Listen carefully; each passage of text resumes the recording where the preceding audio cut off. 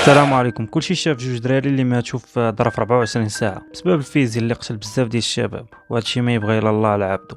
كما قال الله تعالى في كتابه العزيز: ومن يقتل مؤمنا متعمدا فجزاؤه جهنم خالدين فيها وغضب الله عليه ولعنه وأعد له عذابا عظيما. الله يرحم الدراري والله يصبر والديهم.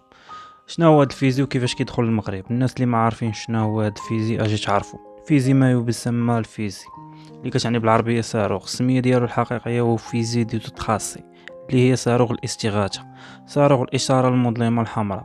هذا الدار عباد الله للناس اللي كيكونوا في خطر ووسط البحر للحصول على الحمايه والمساعده، حيت كتبقى شاعله واحد المده بزاف في السماء. المهم ماشي باش يجي واحد يطلق على واحد اخر ويقتلو. في انواع بزاف كما كتشوف هاد السيت ويب، غالبا واخا تقدم منه غيحبسوا لك كوموند في الديوان، وغالبا الا مشيتي يقدروا يشدوك. المهم هاد السيت هذا فيه جميع انواع الفيزي والفلام، كل حاجه وثمنها والوصف ديالها. بحال هاد العجاجه هادي اللي فيها البوتاسيوم، وهاد الماده اللي كدير العجاج وكتبقى فوق الماء، طلقه الدخان اللي طالع بالاستغاثه. كتكون فيها الالوان اللي خداوهم الالتراش، وكل خدا اللون ديال الانتماء ديالو باش يزينوا بها الجنبات ديال الملاعب المغربيه، وكيديروا بها انيماسيون ديالهم. العالم كامل كياخد المعدات ديال الاستغاثه ديال البحر اللي كيدخلها للتيران، شي حاجه اللي عاديه.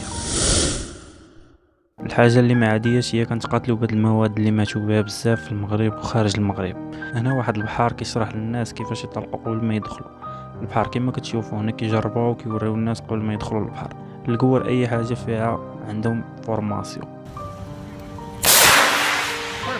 فهم؟ عاد جرب. هنا كيجربوها بواحد قبل ما يدخلوا للبحر. كاين اللي كيبغي غير يجرب هذيك الطلقه، بحال حامل السلاح اللي كيبقاو يتيروا في ديك المونيكا. المهم الفيزي هو عباره على قرطاسه ما كتمشيش في اتجاه واحد وكتبقى تلوى. كيطلقوها غير في البحر للصيد السمك الكبير، كيطلبوا بها الاستغاثه كما قلنا في الاول. حنا هنا في المغرب كلشي عندنا بالمقلوب.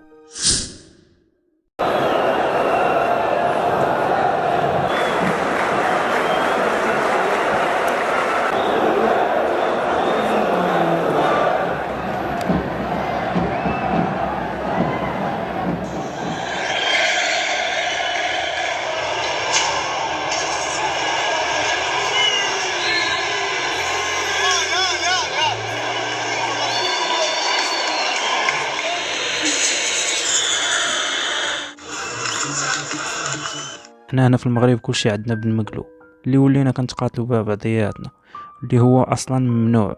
كيكون وسط منه واحد الفلامه اللي كتطلق وكتخرج منه. الا ضربتي واحد كتسبب ليه في حروق في الجسم ديالو.